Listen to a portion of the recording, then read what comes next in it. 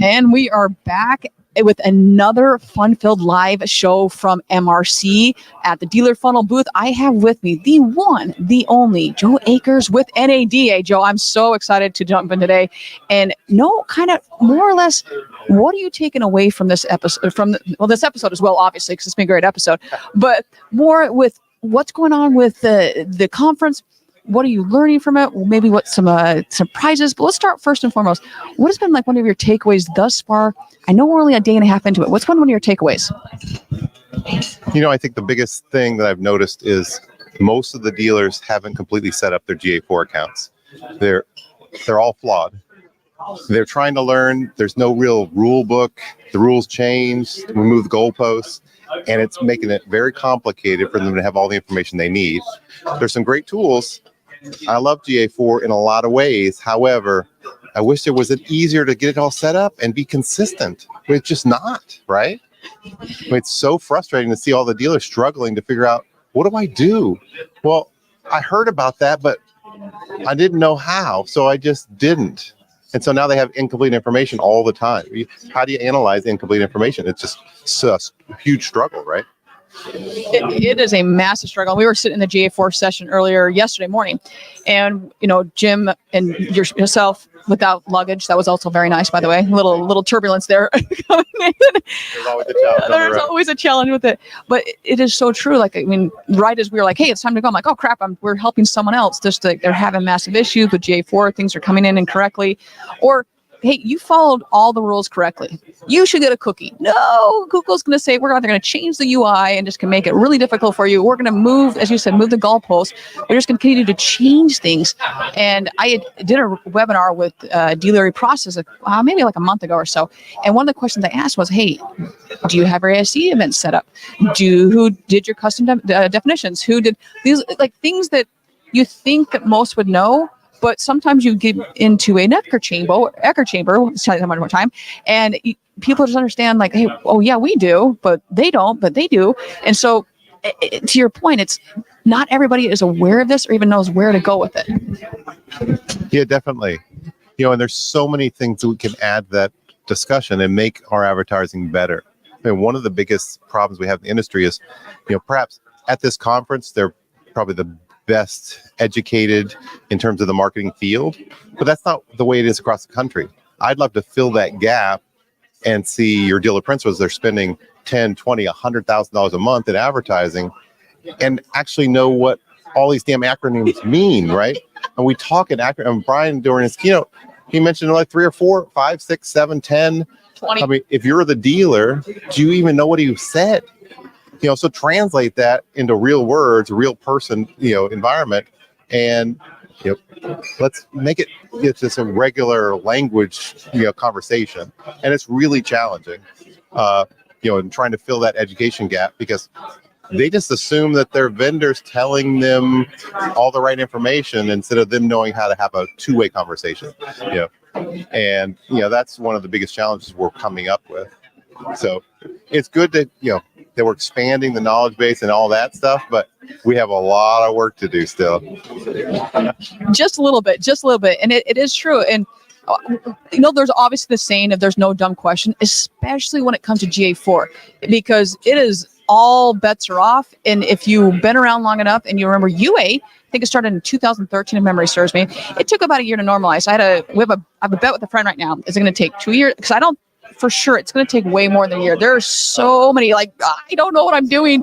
So I think it's going to be more like 2 years before it normalizes. And we're all just in this ride together trying to figure out what the hell we're doing. And it's, yes, if you do your due diligence, you're constantly updating and educating yourself. But I can go in today to GA4 and tomorrow it could be different. And then next day it could be different. So it is it's conferences like this where you've got, as you said, the brightest minds here that are just super intelligent and they want to learn and be like, hey, let me pick your brain. I had a question yesterday and I was like, man, I can't find this. And so I went to someone else. I was like, hey, what am I missing? And they're like, well, you've got half of it, a little more than half of it, but let's figure out if we can get it. And it's just, even when things are supposed to be firing correctly, all of a sudden Google can say, you know what?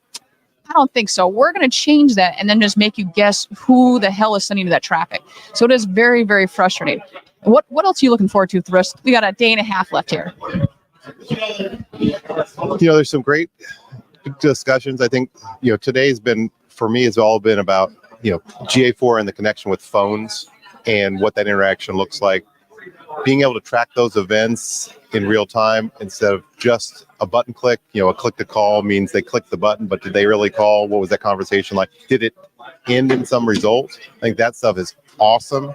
It's just being able to add that to your platform, with, a vendor partner, and being able to tie it all together so you can actually have a marketing that got you the results that you were looking for.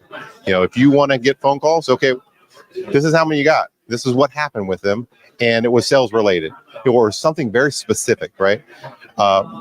We now have the tools to track that information and really figure out what our ROI was, or that type of thing. We don't use the tool, and so until we start using the tools to figure out exactly what the results were, then we're just throwing money against the wall. And dealers do it every day. I'd like to take some of that waste away and actually have them spend properly based on the data that tells them, yeah, this was great. We did this because of X and we got Y, and really figure out what the results were, because that's the mind-boggling part. Is we just say, oh, well, I have 10 grand to spend, so I'm just gonna spend it. Hey, Mr. Vendor, how do I spend it? Oh, we can show you the ways. Yeah. But we're looking at the results not as a detail-oriented result, right? It's it's a click. I got website traffic. Okay, that's great. Is that what you wanted, or did you want sales? Oh, I could do that. It's a funny concept with that. Like, it's so true. Like, I'll use Dan's verbiage here, but are you buying yourself out of inefficient operations? And it's so true. How many times do you want to go buy a tool? And it may be phenomenal. It might be the best thing ever. But is it only you're buying it to fix a problem, or are you buying it to, hey, we're actually going to improve our people and our process, and having that process in place way before? Obviously, Kevin Fry has spoken multiple times here because he's Kevin Fry. Why not? And he's amazing. But with that, you see that Kevin, when he first put on the chat tool, I mean, granted, he did this how long ago? He made everything conversational. It's like 5-6 years ago. But with that, he knew that, hey, we got to have a massive process in place. And then we got to tweak it. We got to tweak it some more. We got to tweak it some more. So there's constant evolution to know, hey, it was working really well, but maybe it worked too well. And now we got to put some training wheels on some of our employees to make sure that still the customer experience, whether that's digitally or in-house, whatever it may be, that it's still working to making it very, very seamless at least. So I do want to talk a little bit. Obviously, NADA. So you got Jim Dodd here as well, which represent NADA. You guys have done a really good job on standardizing things as well. So, I mean, I know that gets brought up a lot. Do you want to talk about that at all? Yeah, I think our biggest push has been these, digital analytics space. That's where we have our biggest growth, and we're trying to standardize the conversation, be able to make some comparisons. Digital is always tough, right? Because it depends. We love to say that, right? Well, Sometimes. it just depends.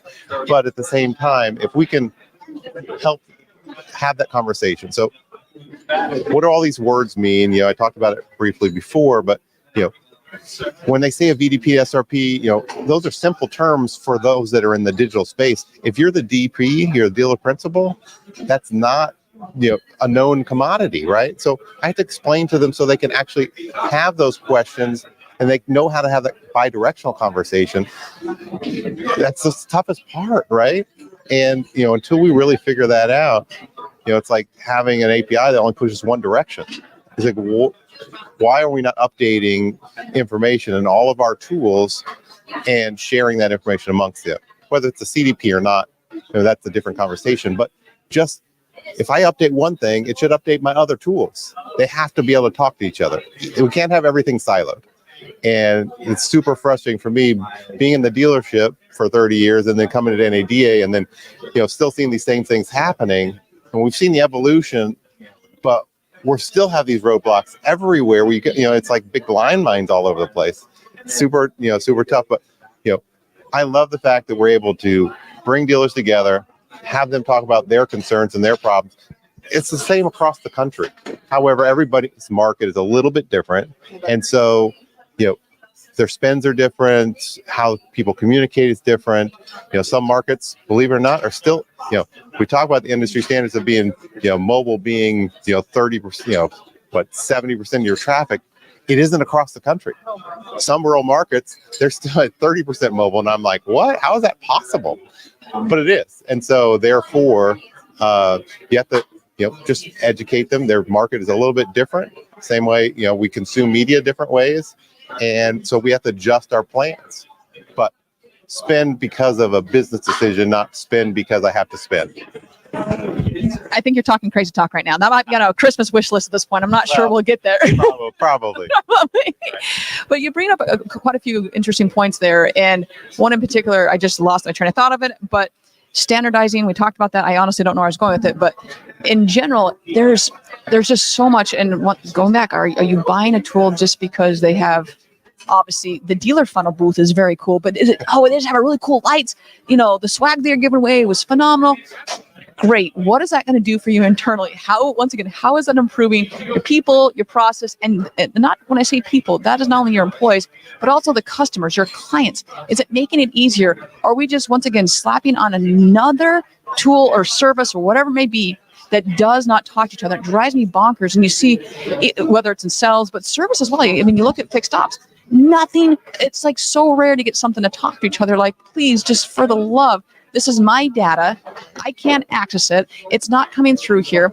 It's making everybody frustrated and upset, and including the customer. And that's who that repeat referral business. Like, we don't have an acquisition problem. We have a problem with repeat and referral business. Are we retaining them?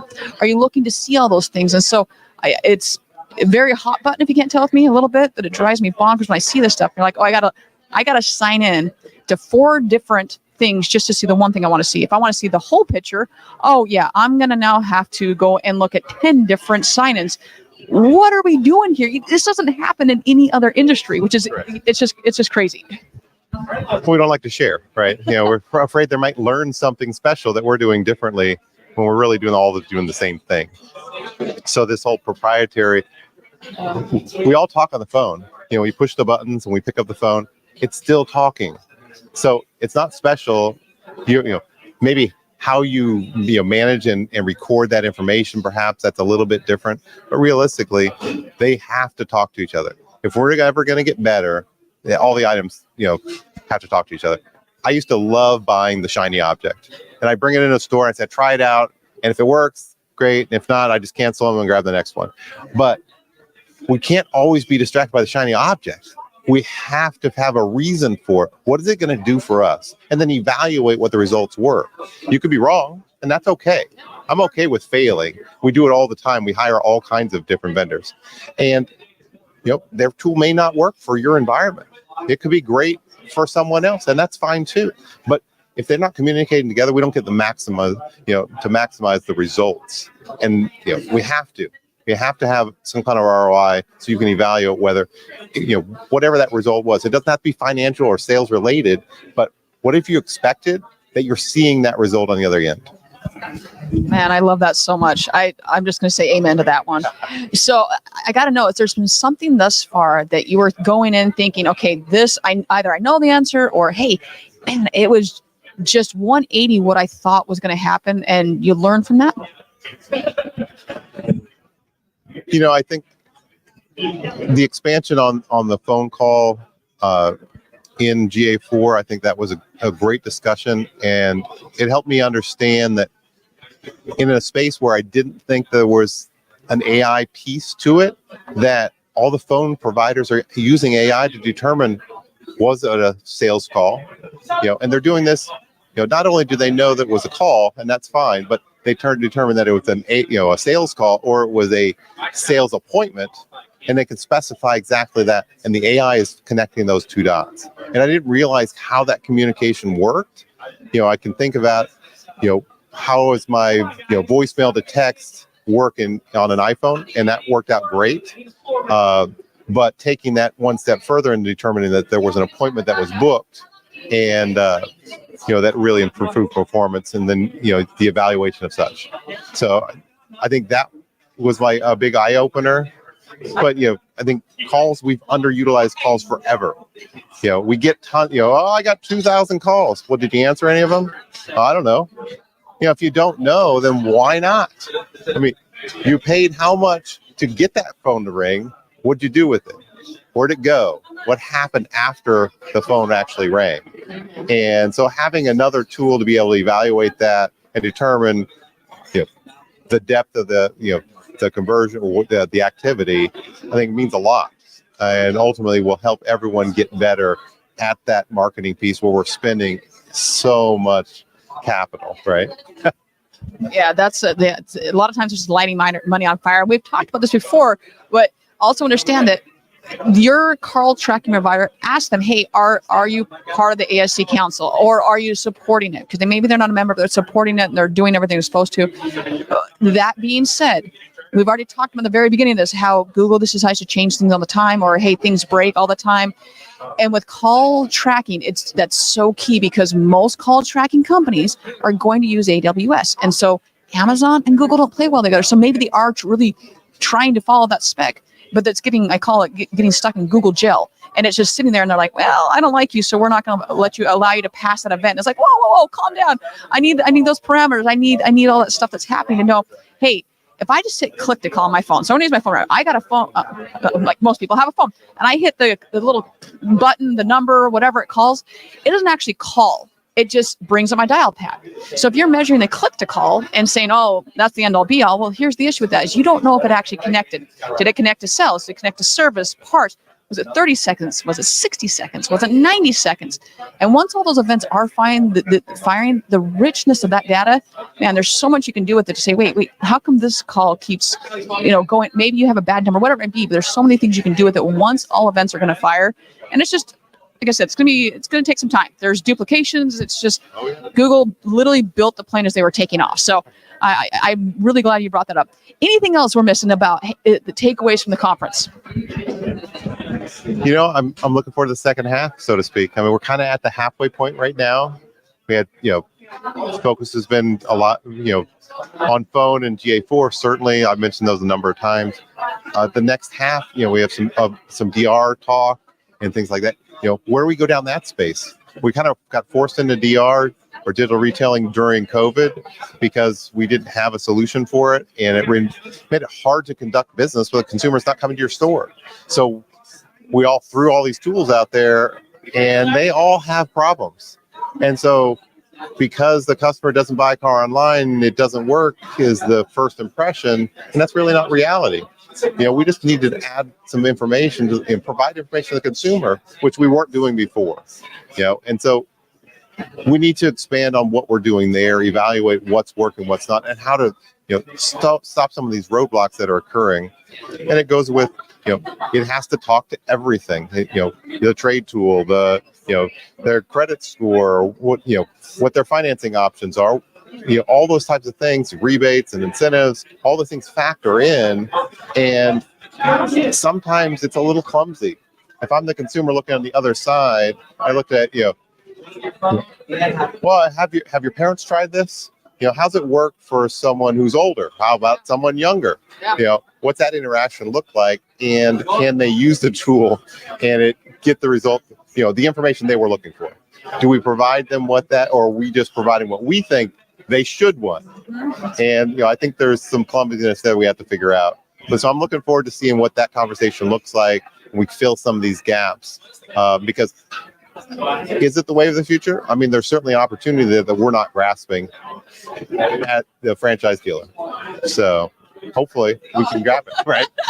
It is. And like going on your point about DR is for so often, I mean, right now if someone is not abiding by the SE spec, is that there's a little bit of black hole on some of the data, i.e. a DR tool. Yeah. So man, okay, well, I want to do this and this, but I can't even see what is happening in there because you're not following correctly. And so that's a lot of money to be just, once again, lighting on fire, not knowing what the hell is happening with your consumer. Right. And looking to say, okay, what I mean by that is, hey, they're on the trade-in tool. Then they just bounced off. What's going on? Well, I don't want to hit the customer, but I want to strike when the iron is hot and be able to connect with that consumer at that point and be like, hey, Brooke, I saw, you're on the trade-in tool. Maybe it's 10 o'clock at night. And hey, I don't know if you're, whatever, you do some research on the customer beforehand. But maybe she's putting the kids down for bed. Maybe that's the time she goes out to dinner. Maybe she's out having a good time at MRC. We don't know. But reach out and say, hey, what's going on? Or maybe they connect. Like, we had so many issues with audio in the first two episodes here that maybe just all technology failed on her. They had a power outage and she's like, oh my gosh, thanks so much for reaching out to me. But if you can't see that, how are you ever supposed to inspect what you expect out of anything that you're using? But in that, like, as we're talking about DR, but really anything is taking that time to understand it. Right. But it has been such a pleasure chatting with you, having you on the show. Any final thoughts? Well, thank you for inviting me. As a member of NADA, we try and come to these events so that we know what's going on. We love speaking to the different dealers. We have a different approach to things. A vendor agnostic approach, right? And it's good to see that we continue to evolve. I've been in this the digital space for many years. There was no internet, right? And so it's really cool to see how far we've come and how far we can still go. So I really appreciate taking the time to talk to me. And thanks so much. Thank you so much. Right, everyone. We will be back here in probably 20 minutes or so. We'll be back on here. So everyone have a wonderful day, and we'll talk and see you all here shortly. Thank you. I'm ready to buy.